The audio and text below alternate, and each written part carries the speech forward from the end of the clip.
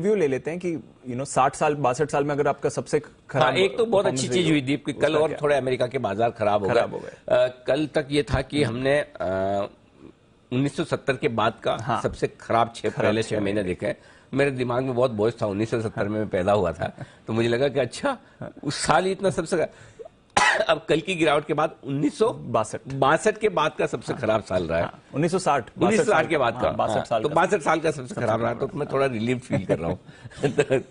लेकिन ठीक है दीप, अगर आप 62 साल के सबसे खराब 6 महीने देख रहे हैं, एक चीज बताइए जी, जब ये 62 साल पहले ऐसा हुआ था अमेरिका में, उसके बाद क्या कभी मार्केट ने वापस वो लेवल नहीं देखे? नहीं, बहुत क्या वापस वो लाइफ हाई नहीं बनाए? बहुत बढ़िया बनाए, अभी बनाए भाई, अभी ये साल की शुरुआत में। तो क्या डर है, किस चीज का डर है? ये चीजें तो आएंगी जाएंगी, मार्केट की खूबसूरती। क्यों आप ये नहीं सोच सकते हैं कि 62 साल पहले जो हुआ था अब वापस हो रहा है? आपकी हमारे में से ज्यादातर लोगों ने वो देखा ही नहीं, मैंने तो नहीं देखा, मैं तो 1962 में था नहीं, करेक्ट। तो मेरे ख्याल से 1960 में था, मेरे ख्याल से इस तरह की जो कमजोरी होती है, मैं ये नहीं कहता कि जितने अमेरिका गिर गए उससे ज्यादा नहीं गिरेंगे, गिर सकते हैं, गिरेंगे, रिसेशन होगा और 10-15% गिर जाए, लेकिन मुझे देखना ही है कि अगर अमेरिका में समझो नैस्डैक आज 35% नीचे, फॉर एग्जांपल 35 का 55 हो सकता है, हाँ हो सकता है, लेकिन ये 35 का 55 अगर 20% और गिर सकता है, क्या 20% गिरने के बाद डबल हो सकता है? 100%। तो मुझे 20% की चिंता करनी है, 100% की चिंता करनी है। एग्जैक्टली। सो ये गोल्डन चांस अमेरिका के लिए भी है, बाहर के निवेशकों के लिए। अनफॉर्चुनेटली या फॉर्चुनेटली हम कम गिरे हैं जी। सो हम उतना जोर से अभी नहीं कह सकते कि हाँ जोर से सब डाल दो। हो सकता है एक आध राउंड बाकी हो सकता है अमेरिका रिसेशन में जाने का और गिरे, हो सकता है 6 महीने साल भर आपको खराब निकालने पड़े। लेकिन जब हिस्ट्री आपको ये बताती है, जब ऐसे कोई खराब साल के वक्त आप पैसा लगाते हैं तभी तो पैसा बड़ा बनता है। अच्छे भाव और अच्छा समय एक साथ कैसे आएगा? Exactly. सो मैं तो इसमें मौके देख रहा हूं। पॉइंट सिंपल इतना ही है। मैं ये भी नहीं कहता कितने समय तक के लिए होल्ड करना है, कि अगर आज आप पैसा लगाने की सोचते हैं, अमेरिका का एग्जाम्पल लेके चलें कि 30-35% आपका आज भी नैस्डैक नीचे, मैं समय के हिसाब से चलता ही नहीं, छोड़ दीजिए कितना समय लेगा। टारगेट ये रखिए कि जब मैं पैसा लगाऊंगा मुझे डबल नहीं होगा तब तक नहीं निकलूंगा। होगा आपका कन्विक्शन होना चाहिए, आपके पास समय होना चाहिए। अगर आपके पास भरोसा है, आपके पास समय है, तो आप पैसा लगाएंगे। और ये पैसा लगाने का अमेरिकी बाजारों में सही समय आ रहा है, जहां आपको शुरुआत करनी चाहिए। और दीप, इसीलिए यहां पर मैं एक बार फिर से आपको कहना चाहता हूं कि हम अगले हफ्ते आपके लिए एक बहुत विशेष शो लेकर आ रहे हैं, जिसपे हमारी टीम दिन रात काम कर रही है जी। दिन रात तो नहीं, दिन में कर रही है। कभी कभी शाम को कभी शाम को लेट इवनिंग तक। हाँ, दीप ने बता दिया, कभी कभी हम 9:30-10 बजे तक भी कॉल करते रहते हैं। हम एक शो बना रहे हैं। अगर आप Tesla, Netflix, Amazon, Meta, alphabet ये सारे शेयर खरीदने का मन रखते हैं जी, लेकिन आपको पता नहीं कैसे खरीदे जाए। और ये शो इस वक्त करने का पर्पज ये क्या, आरबीआई ने लिमिट्स खोली है इन्वेस्टमेंट करने की। पहले वो लिमिट्स फ्रीज हो गई थी कि और हमारे यहाँ के म्यूचुअल फंड बाहर के बाजारों में और पैसा नहीं लगा सकते और निवेश नहीं कर सकते।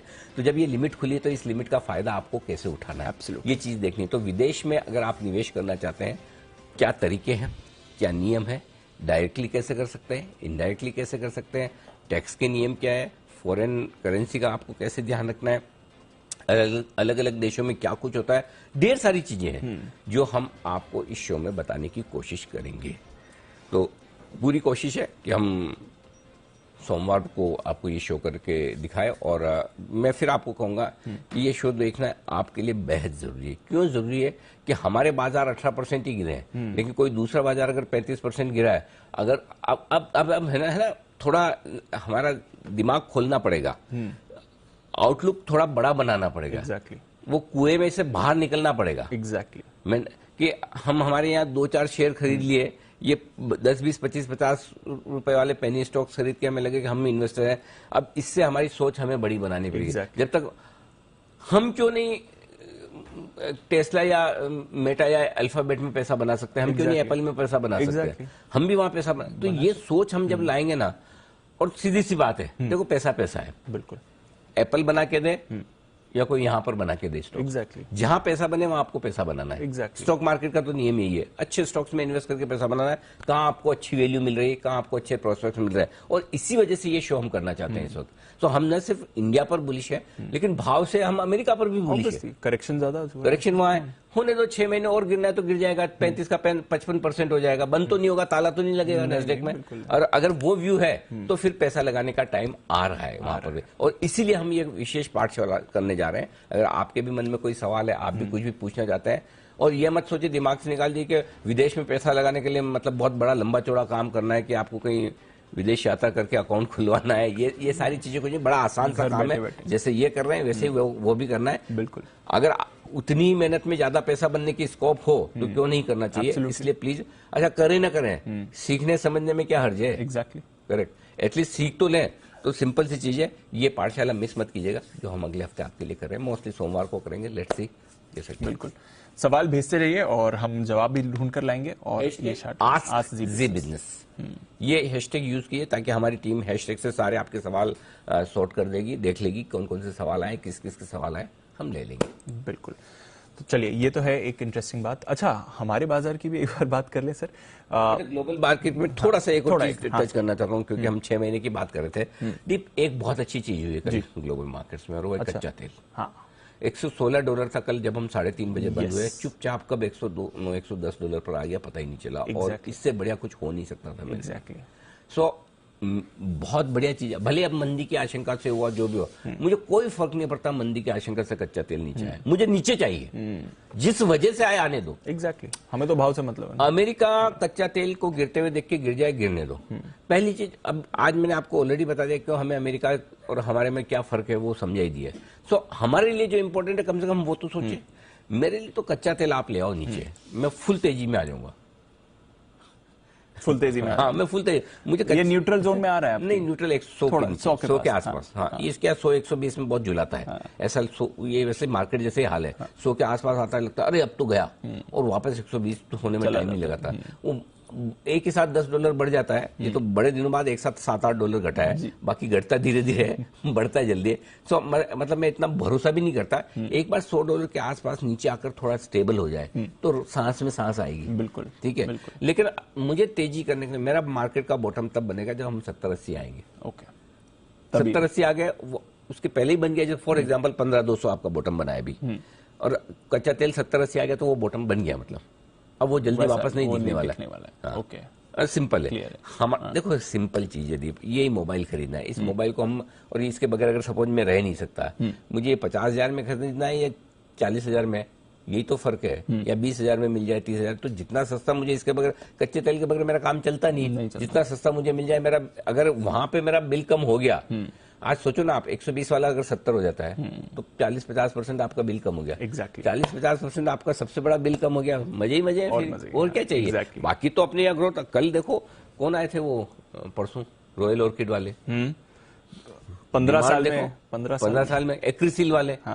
मतलब डिमांड देखो, हर चीज की डिमांड है। खाली हमारे क्या थोड़े मैक्रो फैक्टर्स बिगड़ रहे हैं, वो ठीक हो जाए तो कल के बाजारों में दो चीज है। अमेरिका से जो संकेत लेने, पहले कच्चा तेल बहुत बढ़िया है और ये आपको ज्यादा गिरने नहीं देगा।